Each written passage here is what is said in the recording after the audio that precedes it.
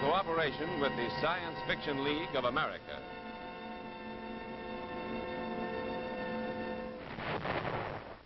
Peace. But the sound of marching feet continues in Europe.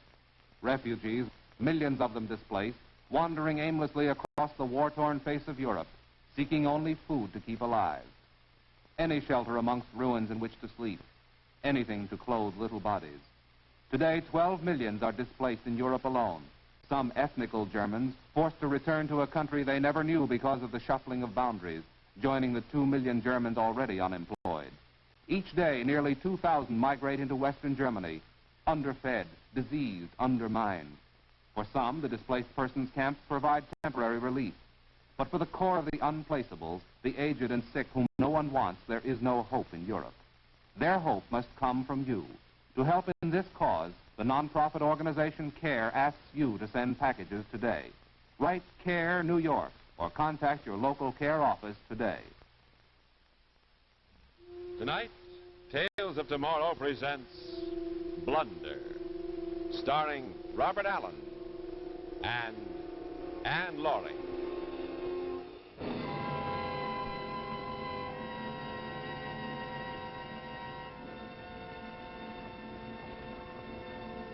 Ladies and gentlemen, this is the Earth. Just as it might look if you were standing on the planet Venus instead of being here in this planetarium.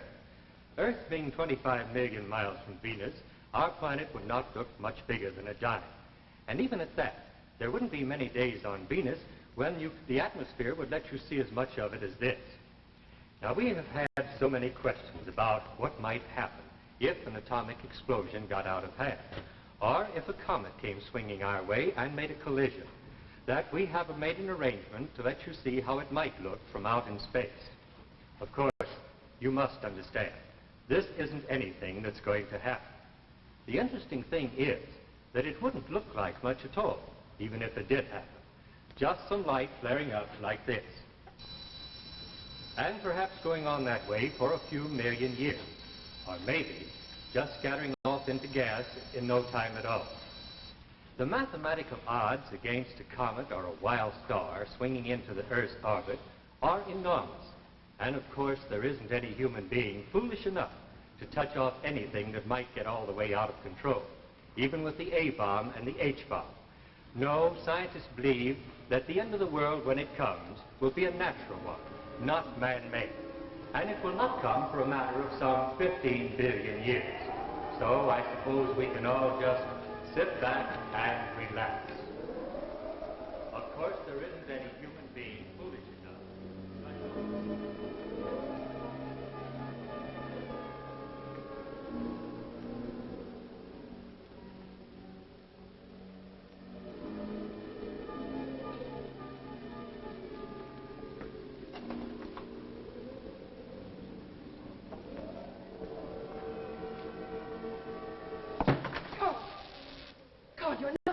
Oh, no, Jane. I'm just getting things ready. You see, the activator doesn't work until the switch is thrown. Now, I told you the experiment wouldn't start till 9, and it won't. These last few minutes, Carl, they seem to take longer than all the years you put on this experiment. Well, at 9 o'clock, we'll know the answer. After the activator starts the bismuth reaction. Reaction? But, Carl, you can't go through with it, not until... Jane, I'm not backing out now. I've told you there isn't one chance in 100 of any trouble. 1 chance in 100? I'll call it 1 chance in 1,000. I've gone through these calculations over and over, and the answer is always the same. Bismuth fission is possible.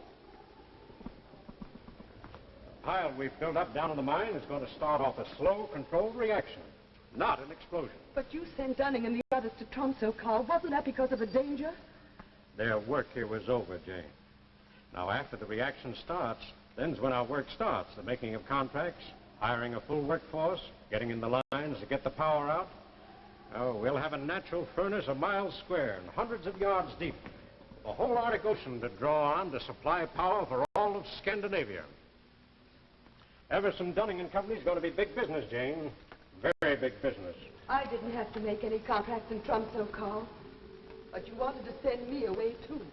Well, we're stuck out here in the wilderness, darling. Why should a man ask his wife to stay here yes, when... Carl, why should you ask me to stay here when that... I never could fool you, could I? You're not sure, are you, Carl? No, don't try to fool me. You're worried, too. Well, all right. Maybe there is one chance in 100 of trouble. I don't suppose there's any point in not facing up to it now. Well, then you do admit that this could go wrong, Carl. That this particular way could be more dangerous than all they've done with uranium and all the other elements. Yes, there is a remote possibility that by splitting the bismuth atom, we might touch off oxygen. Oh. Touch off oxygen? Oh, now, wait a minute, Jane. I just said there was a remote possibility. Theoretically, the sun could explode tomorrow, but it isn't likely.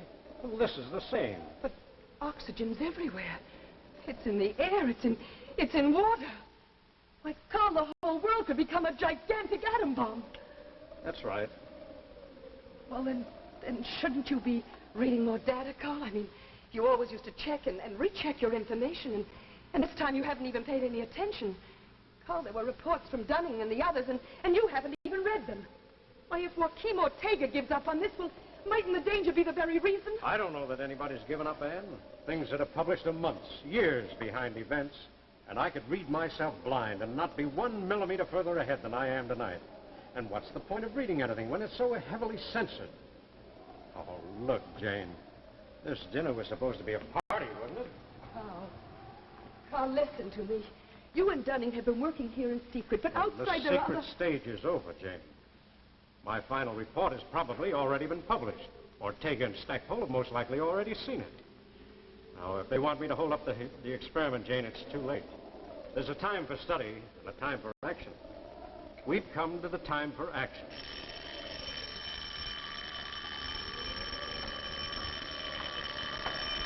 Running at Tromso, calling Carl Everson. Hello. Hello, Hugh. This is Carl. What is it? Carl, are you still holding to the schedule? All set. It goes off at 9. The thing is, someone's been trying to get through on the phone from London. I'm not sure what it's about. I can't take any messages now, Hugh. This is important, Carl. I'll get in touch with you when it's over. I'll be busy till then, so don't try to call me back. Carl, listen to me. You've got to...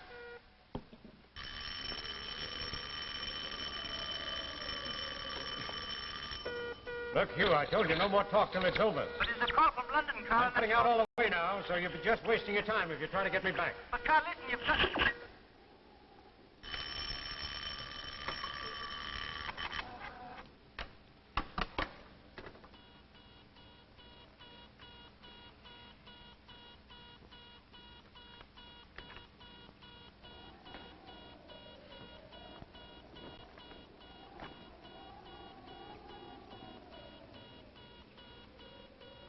Well, here's to the fission of an element they said could never be split.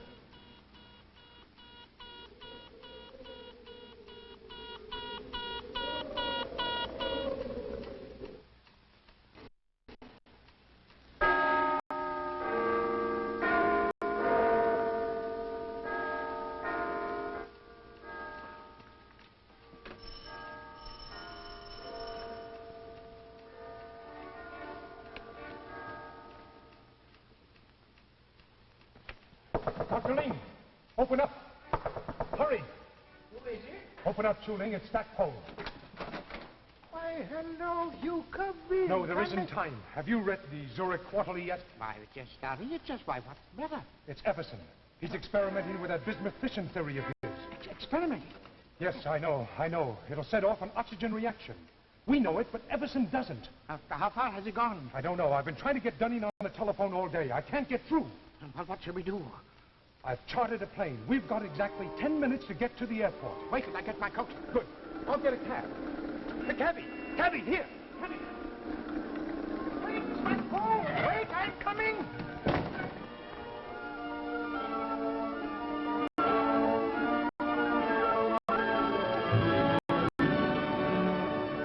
Grandfather, I think you better... In the old stories, Elena, the princess always kissed the one who was sleeping. Grandfather, I didn't mean to wake you.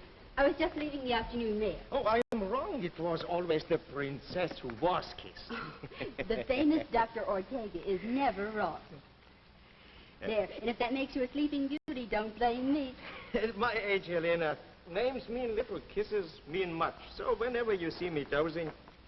This cable came to the mail? Yes, it came about a half an hour ago. I was wondering whether I should wake you, and then I thought... Is it bad news, Grandfather? Grandfather, the cable, is it bad news? It's from Stackpole in London. He has seen a new report by Everson.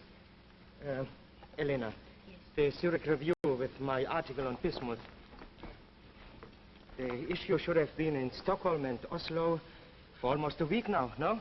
You've asked me that before. It's been out there since the 12th. If Everson has seen my article, he can't be so insane as to go ahead. It was in warning to Everson that I wrote the article. Got the material declassified exactly for him to see. He must have seen it by now. He always reads everything that you... Yes.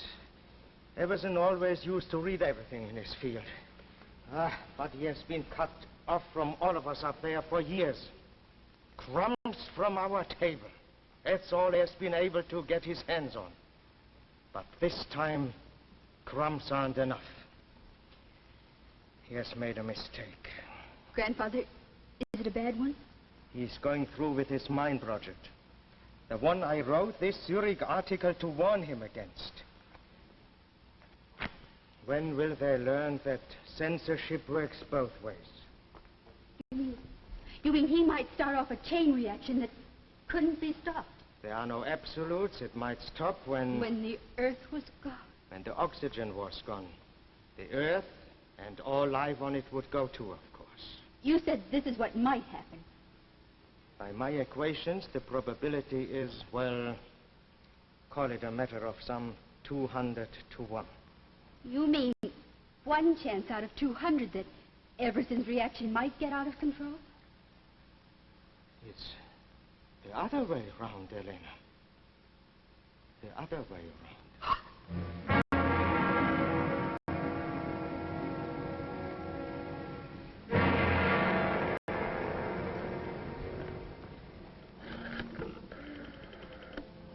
Operator, this is Joachim Ortega calling. I want to put in a person-to-person call to Washington. To the President. Yes? The President of the United States. I mean, you don't seem to understand. It's a disastrous mistake that Everson's made. Ling and I have flown here from London to try and stop him in time. Aye, that I can understand. You can They're all great lads for stopping things. You can read for yourself here in this article Ortega put out.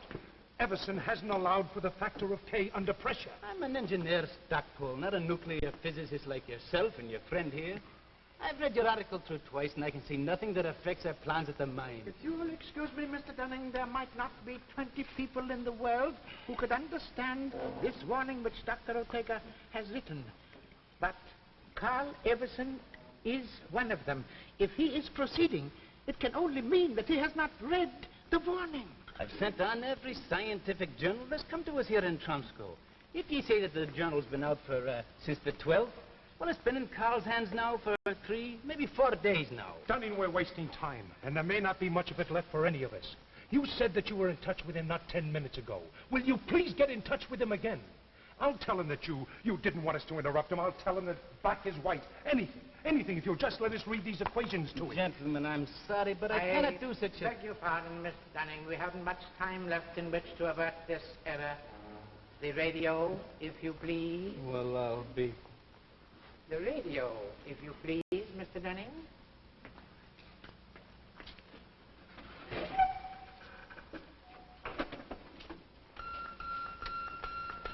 Dunning at Tromsø, calling Carl Everson. Dunning at Tromsø, calling Carl Everson. I can tell you now there's not a chance till after the test. What time is it scheduled for? 9 o'clock tonight, but Carl said he was cutting out his receiver till afterward. Look, Dunning this may be only an outside chance, calling but Carl it doesn't Everson. need both of us. You can talk to Everson if Dunning raises him. How about you, Jack? Well, I've made arrangements with the Norwegian Home Minister to let me have a plane to get through to the mine, and paratroopers to make the drop in case we can't land. You stick on here and, well, just wish me luck, will you? I wish you lots of luck, Jeff. Goodbye. Calling Carl Everson. Dunning at Tromsø. Calling Carl Everson. Dunning at Tromsø. Calling Carl Everson.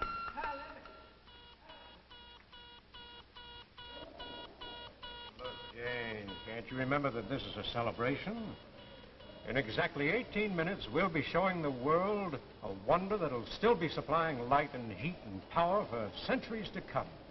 What about the children, Carl? What happens to the children of the world? Well, they'll be born into a world of plenty. Food, heat, shelter for all. No, I mean, if this goes wrong. It can't go wrong. But, Carl, if it does. If it does, Jane, and that's a very big if, there won't be time for them to suffer. I think I'd like my drink now, Carl.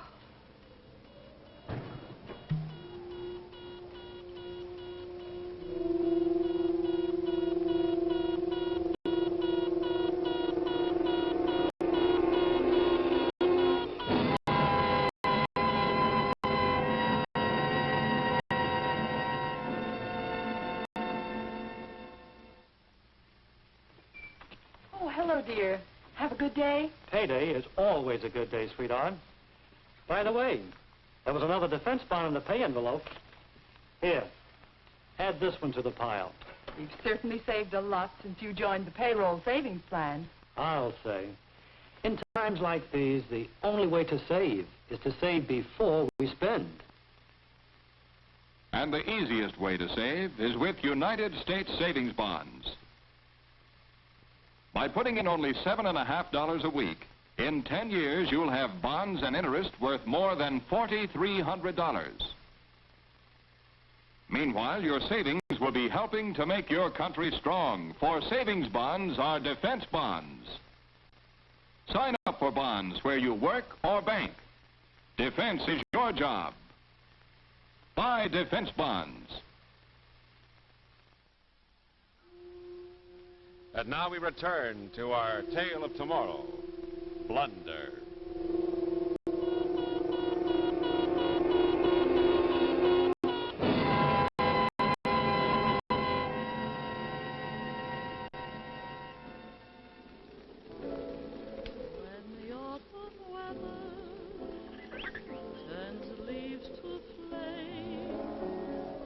One hasn't got time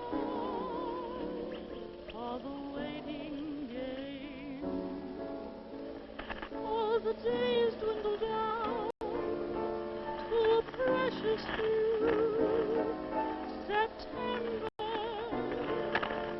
November, and these few precious days I'll spend with these precious days I'll spend. We interrupt this program to relay an urgent warning to Carl Everson. To Carl Everson, to Carl Everson. Dr. Ortega of America asks you to hold off until he can talk with you. Don't start the reaction. Hold off and call Tromso. Dr. Ortega asks you to hold off and call Tromso.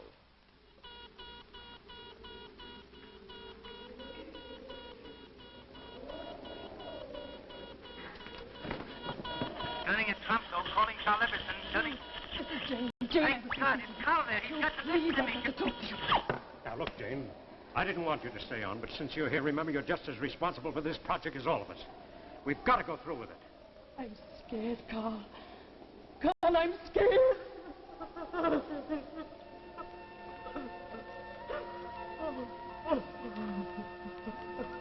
I'm sorry. Oh, I just keep thinking about those children. Look, don't you think that I think of them, too? Look, Jane, there was a time when I would have waited to check with Ortega and Stackpole. But now it's different. There's a limit to what I can tell them. There's a limit to what they can explain to me. They publish things, sure. Yes, darling, they do publish a little, but what? But it's just the scraps, darling. In Moscow and Leningrad, they can't even publish scraps. But if I can once show them that bismuth fission is a workable, existing reality, I'll make them all talk. Not about war and weapons, but about the full development of this wonderful new power that's coming into our hands. About the simple, inexpensive plants that they can set up all over the world. I'm thinking of the peaceful development for all the billions of people who've never had enough to eat, of this cheap, limitless power that can end poverty in the world. Oh, Carl. Carl, that's a wonderful dream. But the responsibility, do you have the right to take that on yourself?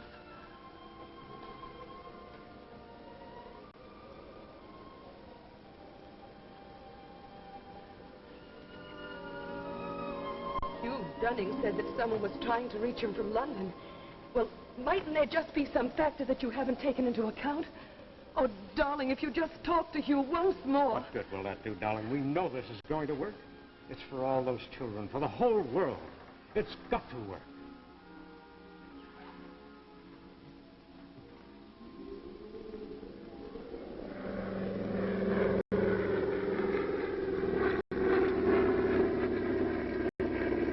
We're over the coast again, Mr. Stackpole. It'll be a few moments now. Does the pilot know his way from here? Yes, we've trained over this area. 15 or 16 kilometers, we'll be able to see the mine buildings. Good. And you might say a prayer that there'll be some buildings left to see. Carl Everson. This is Jeff Stackpole. Calling Carl Everson. Jeff Stackpole calling Carl Everson. Ortega says, don't set off the reaction. You're forgetting a factor of K. You're forgetting a factor of... There's something wrong with the radio. Wait a minute. Oh, yes, here he is. You got it? Carl Everson. This is Jeff Stackpole. Coming in on a plane. We'll be in over the mine within minutes. We'll land by paratroop in the open spaces just north of you. Carl Everson, this is Jeff Stackpole. Stackpole calling Carl Everson. Stackpole calling Carl Everson. Stackpole calling Carl Everson. They haven't. Well, please have them keep trying. Yes, it's top priority and very urgent. Thank you.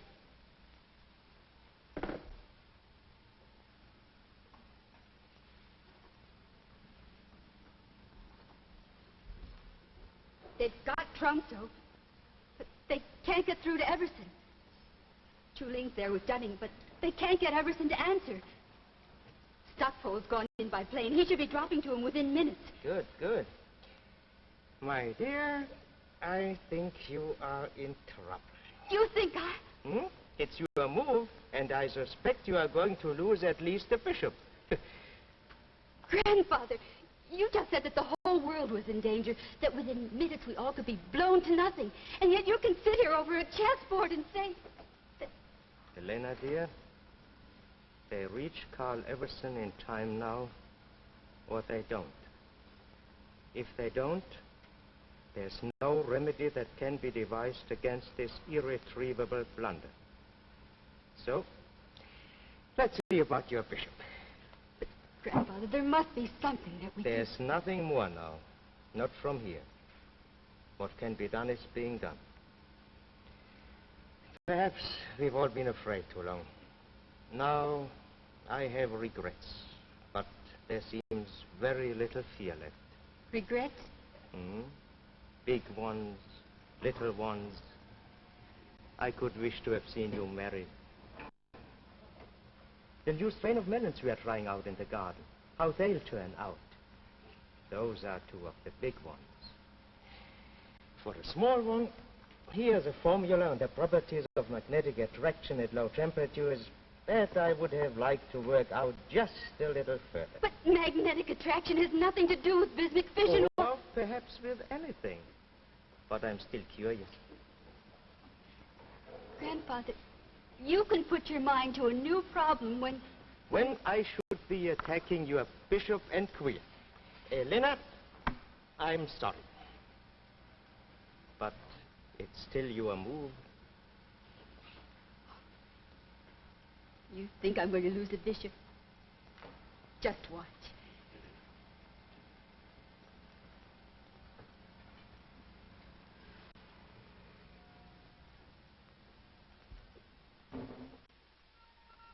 Urgent warning to Carl Everson. Urgent warning to Carl Everson. Don't touch off the reaction. Don't touch off the reaction. If you see or hear a plane approaching, that is Stackpole trying to help you. Urgent warning to Carl Everson. Dr. Ortega says you're wrong, absolutely, positively wrong. Urgent warning to Carl Everson. Urgent warning to Carl Everson. Calling Carl Everson. Stackpole calling Carl Everson. Jump.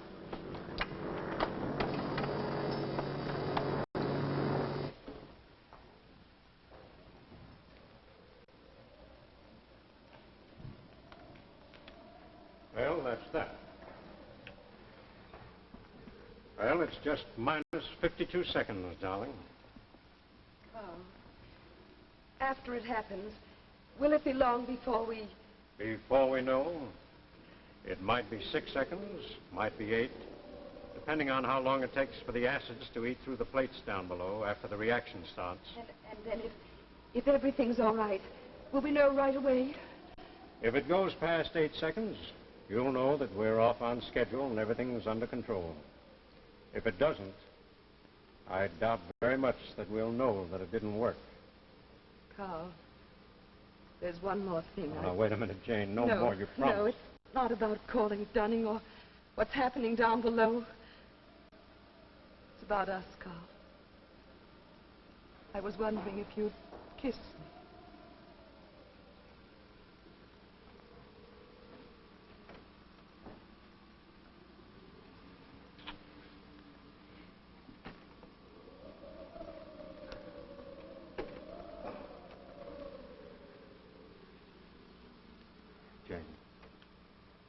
Say now that I shouldn't. No. I'm ready now.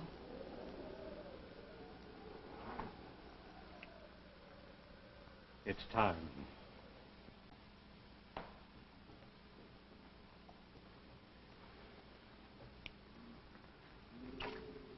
Well, here's to the future. To the future, Carl. Whatever it brings.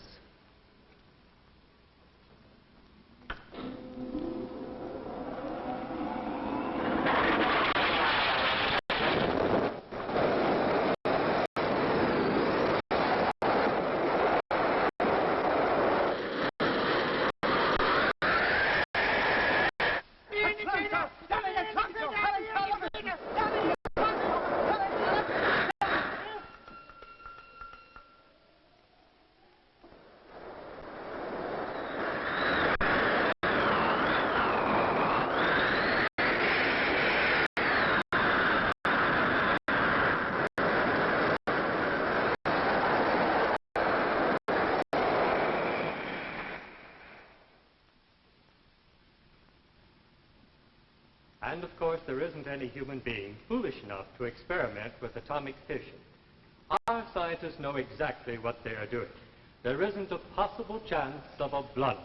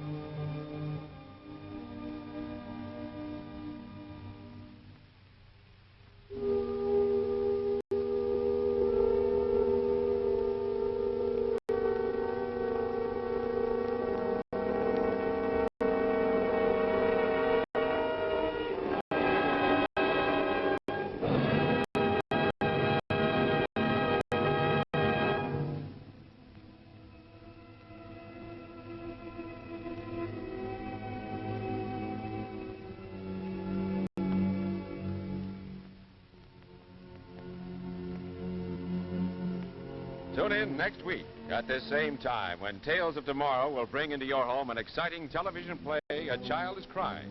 Mr. Walter Abel stars in this gripping story of a youngster upon whom depends the security of the United States. Remember Tales of Tomorrow next week at this same time. The preceding program, originally telecast by ABC in New York, has come to you by special video recording. This is ABC, the American Broadcasting Company.